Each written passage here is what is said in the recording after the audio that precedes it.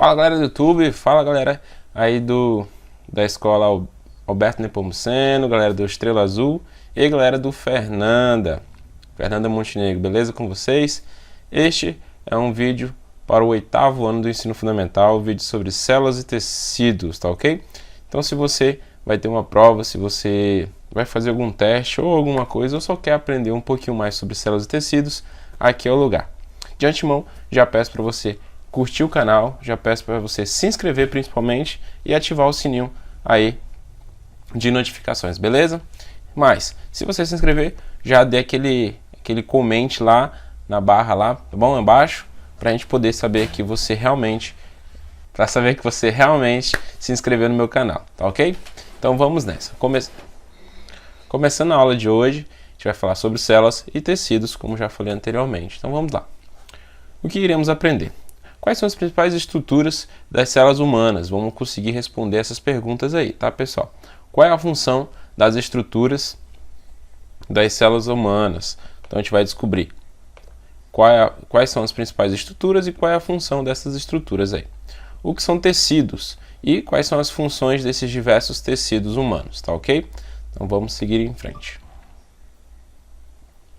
Estudando a célula. Em um corpo adulto, existem cerca de 65 trilhões de células. Isso é mais ou menos, tá? É um apanhado de células mediano que existem em um corpo adulto, tá ok? Em geral, são tão pequenas que não é possível observar a olho nu, tá? Então você não consegue observar essas células do ser humano ou de qualquer outro ser vivo a olho nu. Você precisa de um instrumento. Que instrumento é esse? O instrumento é chamado de microscópio, tá ok? E o que é o microscópio? Um instrumento capaz de gerar imagens muito ampliadas, tá bom? Então a função dele básica é ampliar uma imagem, tá ok? E é muito utilizado justamente para observar as células, tá ok? E existem vários tipos, mas o mais comum é o microscópio óptico, tá ok? É esse que vocês estão vendo na foto. Ele tem várias estruturas, várias partes, mas as principais são essas aqui: a ocular e as objetivas. As objetivas, elas aumentam certa quantidade de vezes, tá? 40, 10, 40, 60, 100 vezes. E a ocular aumenta cerca de 10 vezes, tá ok?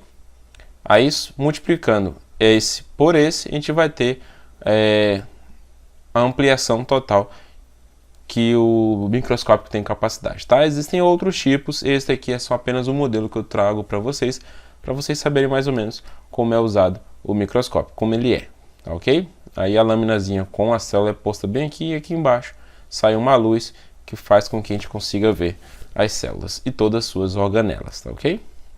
Mas vamos lá falando sobre a célula em si, a estrutura das células. Apesar de ser tão pequena, as células possuem estruturas que realizam diversas funções importantes. Essas estruturas são chamadas de organelas, tá ok? Então as células, elas são muito pequenas, mas dentro delas ainda existem outras estruturas menores ainda, e essas estruturas menores ainda são chamadas de organelas. E o que são organelas? Organelas são como pequenos órgãos que, assim como os órgãos humanos, né, que faz analogia aos órgãos humanos, são vitais ao correto funcionamento ou perfeito funcionamento do sistema, tá ok? Sem essas organelas, a célula não seria nada. É igual o ser humano ou o ser vivo, o animal, sem seus órgãos, ele não seria nada, tá ok? Seguindo em frente, vamos falar sobre as três principais estruturas da célula, tá ok? A célula possui várias estruturas, porém há três que são as básicas e são as principais também, tá? A primeira, a membrana plasmática, que é a película que envolve a célula e regula tudo o que entra e que sai para o seu interior ou para o seu exterior. Então eu costumo dizer que a membrana plasmática funciona basicamente como um porteiro da célula, tá? Então ele controla ali tudo que entra e que sai. Isso é chamado de permeabilidade seletiva, tá ok? Então a função da membrana plasmática é permeabilidade seletiva, deixar passar ou não certas substâncias. Por exemplo, a água. A água é uma substância que ela deixa entrar e sair livremente, tá ok? Lá na frente a gente vai descobrir aí sobre a osmose reversa e assim por diante, tá ok? O citoplasma. O citoplasma também é uma das três partes básicas da célula. O citoplasma nada mais é do que um material gelatinoso que fica entre a membrana plasmática, tá? que a gente já falou agorinha, e o núcleo, que a gente vai falar daqui a pouco, tá ok? Veja aqui na foto. A partezinha que envolve a célula, a membrana que envolve a célula, é chamada de membrana plasmática.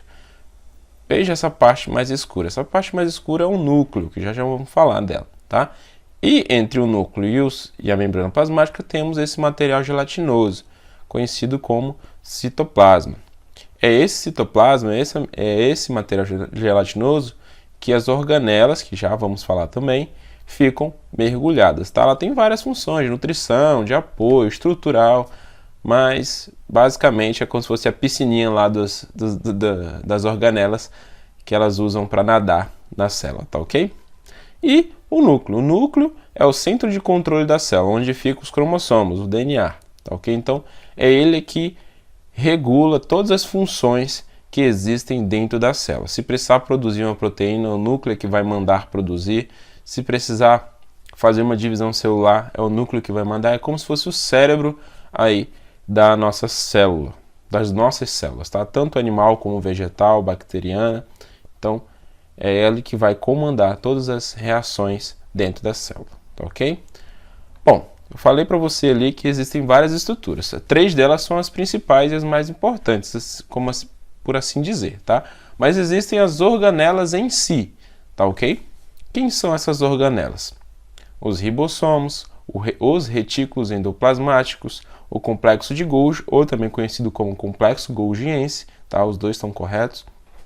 As mitocôndrias, importantíssimo, tá? Os lisossomos e os centríolos. Existem várias outras, mas para efeito de estudo aqui do 8º ano, a gente só vai trazer essas, tá bom? Se você quiser pesquisar mais, logo mais eu trarei um vídeo mais completo sobre biologia celular, tá bom? Então vamos lá, os ribossomos. A organela responsável pela síntese. O que é síntese? Síntese é produção, formação. Síntese de proteínas. Então, quem fabrica as proteínas dentro da célula, tantas proteínas que a gente precisa, é justamente os ribossomos. Tá certo que eles vão estar associados aí ao DNA, ao RNA, mas quem é a fábrica, quem é a fabricazinha de proteínas é justamente os ribossomos, tá ok? Então, podem ser encontrados livres lá no citoplasma, né? Eles podem estar nadando lá de boaça lá no citoplasma, tá ok? Ou podem estar associados aos retículos endoplasmáticos, tá? Qual receberá o nome de retículo endoplasmático granular ou rugoso. Tá? Então, se esse ribossomo estiver grudadinho lá no retículo endoplasmático, que já vamos falar, esse retículo endoplasmático vai ser chamado de rugoso ou granular. O retículo endoplasmático é ele aqui, tá? Os retículos endoplasmáticos, temos 2. Tudo é uma estrutura só, mas eles vão ter um nome diferenciado por conta da associação ao ribossomo, como faria anteriormente. Então, o que é o retículo endoplasmático? Organela responsável pelo transporte de substância no interior da célula. Eu costumo dizer que o retículo endoplasmático ele tem a função de um mototáxi dentro da célula. Como assim?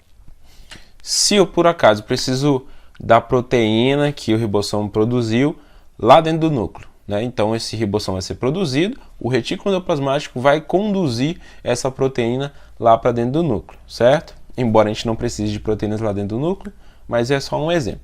Se você precisar, por exemplo, de alguma substância, seja lá qual for, lá na membrana plasmática, até porque a membrana plasmática, no meio dela, existem várias proteínas, tá? Que facilitam aí a entrada e a saída de substâncias. Então, quem vai fazer esse transporte da proteína lá, produzida pelo ribossomo até a membrana plasmática, é justamente o retículo endoplasmático, tá ok? Então, podem ser o quê? Liso ou rugosos, então são os 2 tipos. Os lisos são esses aqui, que vocês estão vendo que é uma paredinha rosinha, tá? A cor é fantasia, tá ok? Mas ele é assim mesmo, bem lisinho. Olha só o rugoso, olha a diferença, tá vendo esses grânulos aqui grudados no retículo endoplasmático? Então, esses aqui são os ribossomos. Então, quando temos ribossomos associados aos retículos endoplasmáticos, o nome dele é retículo endoplasmático rugoso, tá ok? Quando não temos, então é o retículo endoplasmático liso. Então, o retículo endoplasmático rugoso fica sempre mais próximo do núcleo, tá? Porque ele vai precisar do DNA e do RNA lá de dentro para poder produzir, tá ok? E mais afastadozinho, mas ainda grudado, é o retículo endoplasmático liso. Vamos em frente. com relação a complexo Golgiense ou complexo de Golgi, tá? Qual é a função dele? Modificar e acumular proteínas das células. Ou seja, então o ribossomo produziu lá a proteína, o retículo endoplasmático vai pegar aquela proteína, vai conduzir até onde? Vai conduzir ela até o complexo de Golgi, que vai fazer o quê? Acumular. Ou melhor, ele vai armazenar aquela proteína produzida, tá? Para quando for necessário. E se essa proteína precisar ser transformada em algum formato, quem vai modificar essa proteína é justamente o complexo de Golgi, tá ok? Ele pode modificar em enzimas. Essas enzimas, que são proteínas modificadas, vão servir lá em outra organela chamada de lisossomo, que já vamos falar dela, tá? E ela libera essas vesículas, né? Ela vai, tá vendo as vesículazinhas? São pequenas bolinhas com essas substâncias, com essas proteínas, tá? E essas proteínas podem ir para algum lugar, mais precisamente para fora da célula, tá ok? Ou, se forem enzimas, ela vai para dentro da célula fazer alguma função, tá? Mas já chegamos lá. Vamos falar antes da mitocôndria. A mitocôndria ela tem uma função essencial para a vida animal e vegetal ou qualquer outro tipo de vida na Terra, tá ok? Qual que é? A organela é responsável pela produção de energia, tá? No interior da célula. Então, quem pega todos os nutrientes, pega todo o oxigênio, é a mitocôndria para produzir energia, tá? ATP. A gente vai descobrir que essa energia do ser vivo é ATP, tá ok? Então, através da respiração celular. O processo de respiração celular é feito pela mitocôndria, que é a obtenção de energia através dos alimentos, ok? E os lisossomos. Os lisossomos são aquelas vesículas que eu falei anteriormente, que o complexo de Golgi libera com enzimas, tá? Essas enzimas, elas têm a função de digerir alguma coisa dentro da célula. Então, por exemplo, se tem uma mitocôndria que ela parou de produzir energia e morreu, né? Essa mitocôndria ela precisa ser eliminada, né? Porque ela está servindo ali, não está servindo de mais nada, está só ocupando espaço. Então, essa mitocôndria precisa ser eliminada, ela precisa ser digerida, jogada fora, ok? Então, quem vai fazer esse processo é justamente os lisossomos, tá? E os centríolos são estruturas que participam do processo de divisão celular. Então, quando a célula for se dividir, os centríolos eles vão entrar em ação. Eles servem como polos magnéticos, puxando para um lado e puxando para o outro a célula até ela se dividir, tá ok? Então, são bem facinhos. A célula, da célula até o organismo. Então, a gente tem as células, né? A gente tem aquelas células micras, mas somos, por exemplo, seres pluricelulares. O que significa isso? Seres pluricelulares são aqueles que são feitos de várias células, ou seja, ele tem várias células na sua estrutura. Mas como é que a gente sai de apenas uma célula até um ser de 65 trilhões de células, por exemplo, como o indivíduo adulto que nós somos? Bom, no início existem o ser humano, por exemplo, antes de se tornar adulto, ele é no início apenas uma célulazinha, tá? Uma célula chamada de célula ovo ou zigoto. Essas células são formadas pela união de duas outras células conhecidas como gametas, tá? A célula ovo é uma célula especial, ela é modificada, tá ok? E as gametas também. Esse processo de união desses gametas é chamado de fecundação, tá? Mas o que são os gametas? Gametas existem dois, os gametas masculinos e os femininos. Os gametas são células especiais que têm a função justamente de reprodução, tá? De produzir um novo ser. E esse gameta é separado em gameta masculino e feminino. O gameta masculino tem por nome espermatozoide, tá? E o gameta feminino tem por nome de óvulo. Os dois se unem, tá? Num processo de fecundação e formam a célula ovo ou zigoto, tá? Após a fecundação ocorre um processo de divisão celular, modificando o número de células, multiplicando, perdão, o número de células, tá? Dando origem a um feto e posteriormente ao novo ser vivo. Então, depois que fecunda e forma uma célula ovo, essa célula ovo, ou zigoto, começa a se dividir e a se diferenciar, porque ele vai se dividir em várias e várias e várias células, tá? E chega um momento em que essas células, elas são todas iguais. Chega um momento em que elas vão começar a se diferenciar uma da outra para produzir os tecidos do ser vivo, tá? Que é o que a gente vai estudar mais à frente. Logo agora, então, falaremos sobre tecido. Essa parte vai ser, daqui para frente, só sobre tecidos, tá ok? O que é tecido? Primeiro a gente tem que saber o que é tecido. Conjunto de células do mesmo tipo, tá? Então a gente tem um conjunto de células que tem o mesmo formato e a mesma função, e a gente junta tudo isso, forma um tecido, tá? Tecidos são agrupamentos de células com forma semelhante e adaptadas a determinadas funções, tá ok? A histologia, que é a área da ciência que estuda os tecidos, identifica e classifica 4 tipos deles, tá? No ser humano.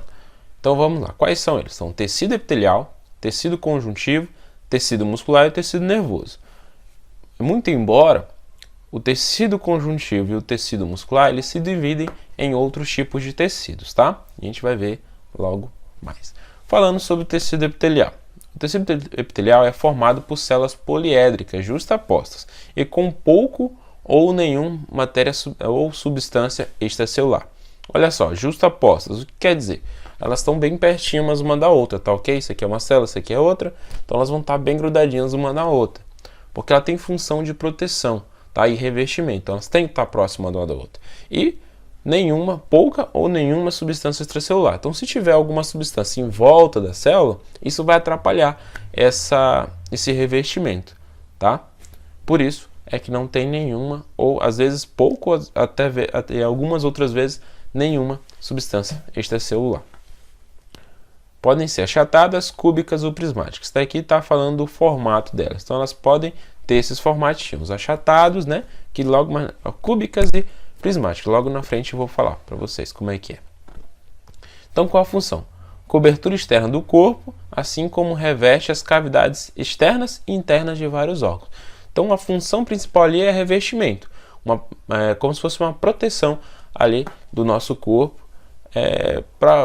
por conta de alguns processos químicos, tá? No caso do estômago, ou por conta mesmo até do ambiente, no caso da nossa pele, que ela é revestida justamente por esse tecido epitelial, para nossa proteção, tá ok? Então são classificados em 2 tipos de acordo com a sua função principal.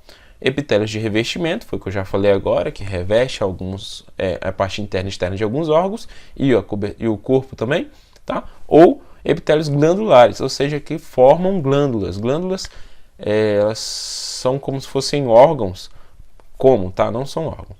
Como se fossem órgãos produtores de algumas substâncias essenciais para a vida, tá ok? Mas vamos lá. Com relação à sua quantidade de camadas, tá?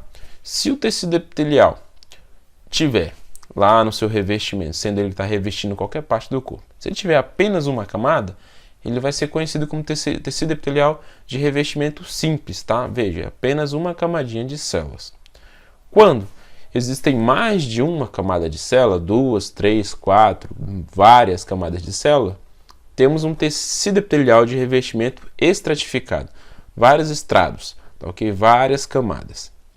E existe o pseudo-estratificado. Se você não sabe o que é pseudo é quando queremos falar que alguma coisa é falsa, tá? Dentro da ciência, pseudo significa falso. Então, seria um falso estratificado. Estratificado é várias. Sabemos que estratificado são várias camadas. E então, se é um estratificado falso, então ele não tem várias camadas, tem apenas uma, correto? Veja só a foto. Parece que são várias camadas, mas como as células são irregulares, umas maiores que as outras, acaba dando a impressão de ser várias camadas, mais de uma, mas não é apenas uma. Então não deveria ser um tecido simples? Não deveria, por quê? Porque o tecido simples, o tecido epitelial simples, ele é bem organizadinho e dá para diferenciar muito bem que ele é um tecido simples, tá? Mas vamos lá. Com relação ao que eu falei para vocês, o formato das células, elas podem ser pavimentosas, podem ser cúbicas e podem ser prismáticas, tá ok? São 3 tipos aí de células no tecido epitelial. E falei anteriormente sobre a parte do revestimento e agora o tecido epitelial glandular, tá ok? Então o que são glândulas? Glândulas, como falei para você, são como se fossem órgãos produtores de algumas substâncias, tá? São secreções. Então, formado por células especializadas na produção e secreção de substâncias. Que tipo de substâncias? Elas podem ser substâncias diversas ou outras substâncias que a gente chama de hormônios, tá? Ok? Que são usados para regular nossos sistemas. Mas vamos lá, existem 3 tipos de glândulas, 3 tipos de tecidos epiteliais glandulares. Quais são? As glândulas exócrinas, o exo ela significa externo, tá? Então, ou seja, elas são glândulas, elas produzem substâncias para fora do corpo, ou seja, para o exterior do corpo, secretando seus produtos. Na superfície da pele, como por exemplo o suor, né? Como eu estou agora, suando bastante, que está quente. A saliva, os olhos, as ceras de ouvido, tá? Por exemplo. Ou nas cavidades de um órgão, enzimas digestivas e mucos. Por exemplo, no estômago. No estômago a gente tem glândulas que produzem secreções para dentro do estômago, né? Parece ser, quando eu falei que é para fora do nosso corpo, também serve para quando para dentro de algumas cavidades, tá? Por exemplo, a boca. A boca não é fora do nosso corpo, mas ela está produzindo para uma cavidade desse corpo, tá? Então as glândulas exócrinas é isso. Quando é para fora do corpo, por exemplo, na pele ou em algumas cavidades de órgãos. Quando temos glândulas endócrinas. As glândulas endócrinas secretam seus produtos, por exemplo, dentro da corrente sanguínea, às vezes no meio dos tecidos para que cheguem na corrente sanguínea, tá? Essas secreções são chamadas de hormônios, tá bom? Quando temos glândulas que produzem substâncias para dentro do nosso sangue, para dentro da nossa corrente sanguínea, chamamos essas substâncias de hormônios ou de substâncias químicas capazes de regular atividades fisiológicas, tá ok? E temos uma que é a 10 de 10, que eu posso dizer, né? Ou é aquela glândula total. Ela produz tanto tanto substâncias exócrinas como substâncias endócrinas. Então são chamadas de glândulas mistas, tá? Que produzem secreções internas e externas. Então temos esses 3 tipozinhos de glândulas no tecido epitelial, tá? Lembrando que glândulas são formadas por tecido epitelial, beleza? Finalizando o tecido epitelial, entramos no tecido conjuntivo, o segundo daqueles itens lá que eu falei para vocês, daqueles 4 tipos de tecido que eu falei para vocês. O tecido conjuntivo é um tecido mais abundante do corpo. Qual é a característica básica dele? Possui grande quantidade de substância extracelular, produzida pelas próprias células que o compõem. Então, a célula do tecido conjuntivo, em volta dela tem bastante substância extracelular. E essa substância extracelular é feita de fibras do conjuntivo e matriz extracelular, que é água. Então, água e fibras, né? Dependendo do tecido conjuntivo, que vai se dividir em vários outros, eu tenho eu tenho bastante fibra e água em volta dela, tá ok? E assim, formando um gel viscoso, incolor, servindo de barreira contra a penetração de organismo. Então tem uma função boa aí também, tecido conjuntivo, que é uma certa proteção ali contra agentes patógenos no nosso corpo, tá ok? Apresenta as funções de unir, proteger, sustentar outros tecidos. Então ele une, protege e sustenta outros tecidos, tá ok? Então ele está ali para conjuntar, né? Se é que existe essa palavra, então é um tecido conjuntivo que junta aqueles outros tecidos, tá? Mantém os órgãos unidos, por exemplo, tá? Alguns órgãos precisam estar grudadinhos um no outro para que ele não fique se enrolando lá dentro. Por exemplo, o nosso intestino. Nosso intestino, se ele não ficar organizadinho ali dentro, ele vai dar nó e vai dar problema, ok? Então ele precisa estar arrumadinho, grudadinho um no outro ali. Armazena energia em forma de gordura também. A gente vai ver que existe um tecido chamado tecido epitelial. Esse tecido epitelial nada mais é que gordura e é lá que a gente armazena uma energia secundária, tá ok? Porque a nossa energia primária é a partir dos açúcares, tá? Dos glicídios. Então, quais são os 3 tipos de tecido conjuntivo? Tá? Então, o adiposo, o cartilaginoso e o ósseo, que eu vou trazer aqui para vocês, tá? E existe também o tecido conjuntivo propriamente dito também. Com relação ao tecido conjuntivo adiposo, foi aquele que eu falei que armazena energia, tá? Embora ele seja um tecido conjuntivo, o tecido adiposo, por guardar células de gordura, por guardar substâncias gordurosas, né? Ele possui pouca substância extracelular, é composto por células adiposas, né? Então ele não tem aquela função de proteção, tal, precisa ser elástico para ter fibras, alguma coisa assim. Então ele tem pouca substância extracelular. Ele reduz também a perda de calor, ou seja, ele serve de isolante térmico para os nossos corpos, tá? Para os seres vivos. reserva de energia sob forma de gordura. Então, já disse para vocês que a nossa energia principal são os açúcares, tá? Os carboidratos, é de lá que a gente tira a nossa energia para o dia a dia. Mas se caso essa energia acabar, o nosso corpo, né, ou o ser vivo, ele vai buscar essa reserva de energia que é justamente lá na gordura, lá no tecido adiposo que é guardado. Ele vai transformar essa gordura em energia. E protege contra impactos. Tá? Então, em alguns animais, essa gordura ela serve para proteger contra impactos. Tá? Uma caminhada, para se deitar ou alguma coisa assim. Né? Ela é muito utilizada antigamente na caça. Então, localiza-se na camada subcutânea da pele e ao redor de articulações das mãos e dos pés. Tá? Até para melhorar a movimentação. Vejam. Essa daqui são as células adiposas. Tá vendo que tem bastante gordura guardada ali na célulazinha? Tá? Os seres humanos têm na mão. E os animais, vejam que eles utilizavam muito para caçada. Esse aqui é um gatinho. E na patinha dele tem bastante células de gordura, até para absorver o impacto da caminhada dele. O ser humano também guarda em algumas outras partes do corpo. Ok? Então, continuando com o tecido conjuntivo, entramos no tecido conjuntivo cartilaginoso. O tecido conjuntivo cartilaginoso tem uma consistência rígida e serve de suporte dos tecidos moles e reveste a superfície de articulações dos ossos. Material extracelular abundante. Tá? Então tem bastante matéria extracelular. Absorve choques e facilita os movimentos. Tá? Até porque se você for caminhar, se for andar, o osso da coxa com o osso da canela, eles vão estar todo o tempo batendo um em cima do outro. Se não tiver nada para absorver esse impacto, a gente vai acabar perdendo estrutura óssea. Tá? Encontra-se aonde? Nas extremidades dos ossos longos, né? Fêmur, por exemplo. Cavidades nasais, na ponta do nariz, por exemplo, ele serve justamente para isso, para sustentar aqui o nariz. Traqueia, laringe, na orelha externa, nos discos, entre outros lugares, tá ok? Problemas relacionados à degradação dos tecidos cartilaginosos está presente em situações como artrite e artrose, ligadas também ao envelhecimento.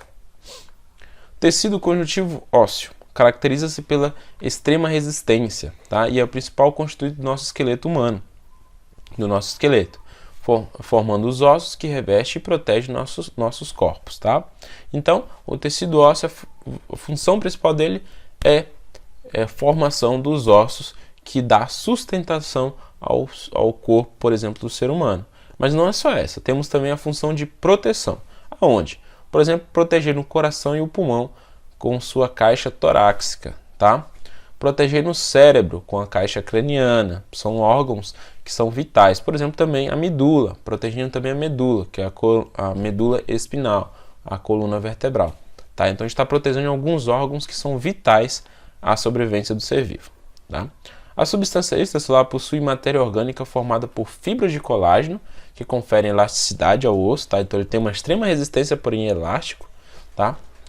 E a parte inorgânica é formada por cálcio, que confere a resistência e rigidez aos ossos. Então ele é bastante rígido, mas ao mesmo tempo é bastante elástico. Isso é que faz com que o osso seja até mais resistente às vezes do que uma barra de aço. Tá? Com o envelhecimento as pessoas diminuem de estatura por perder fibras e colágenos colágeno ósseos, assim como na pele. Então você vai perdendo estrutura óssea ali, você acaba perdendo também estatura, tá ok? Aqui é a função de aqui é o nosso esqueleto, que vai dar a função de estrutura, né? Estrutural, sustentação para o ser vivo, né? No caso do ser humano, e aqui de proteção do coração, pulmão, proteção do cérebro e proteção da medula espinal, tá?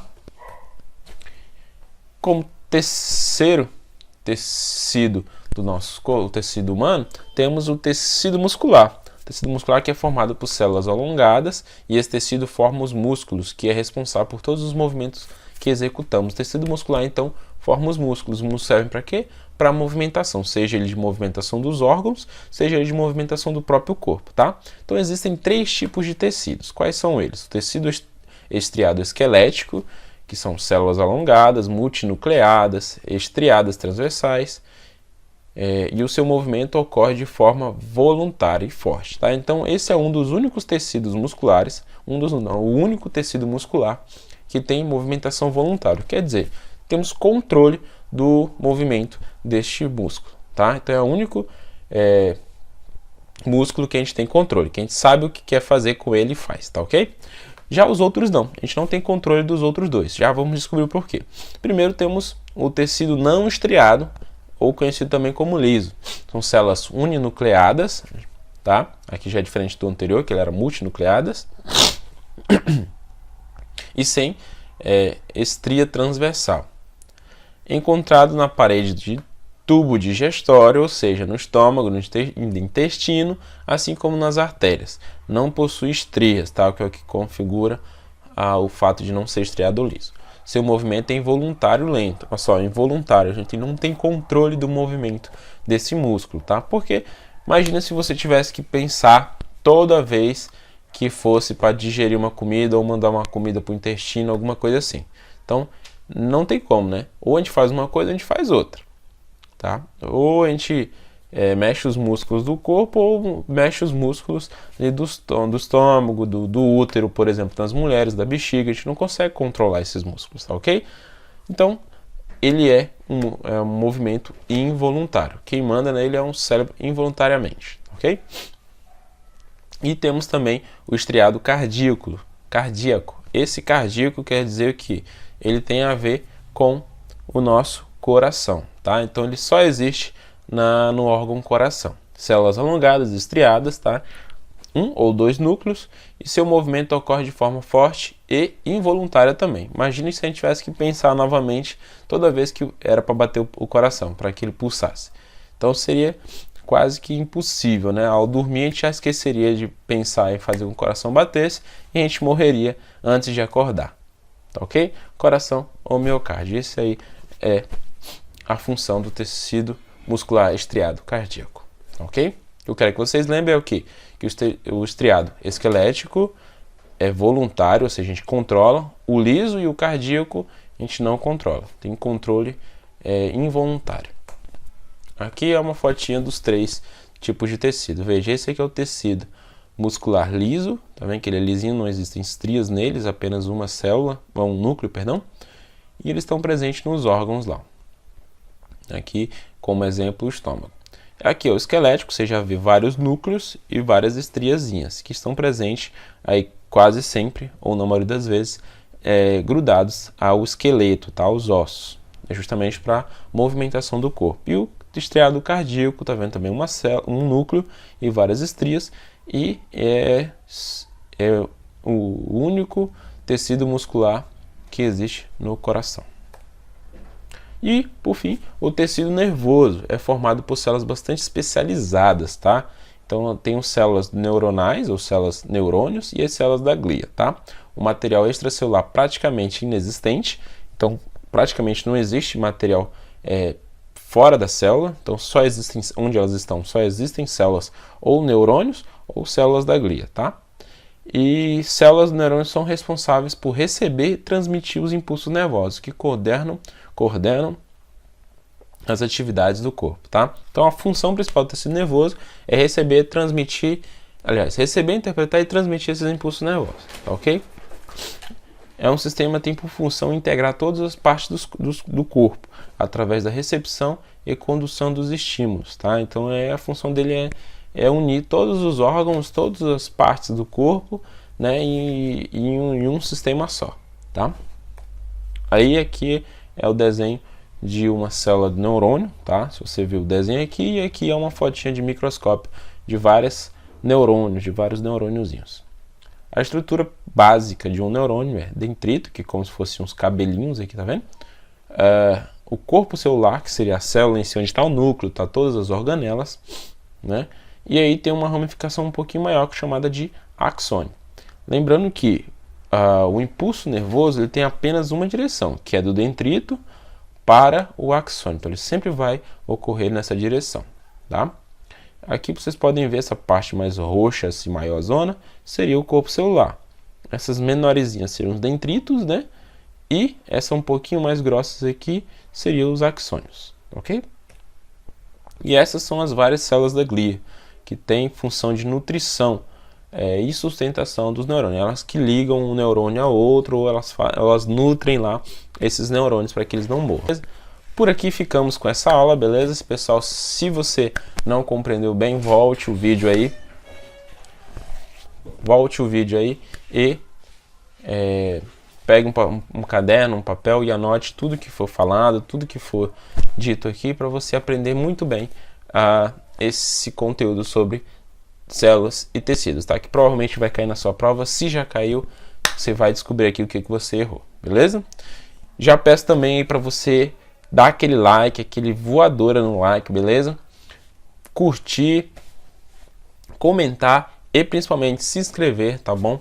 E ativar o sininho, porque isso vai ajudar a melhorar esse canal, a melhorar esse áudio, talvez esse vídeo também, vai melhorar muita coisa para você aí poder estudar. Lembrando que esse canal também vai ter outros vídeos, além de videoaulas, vai ter vídeos de entretenimento científico e vídeos de bushcraft, beleza? Então para quem gosta, já fica por dentro aí e vamos nessa. Tchau, tchau, abraço.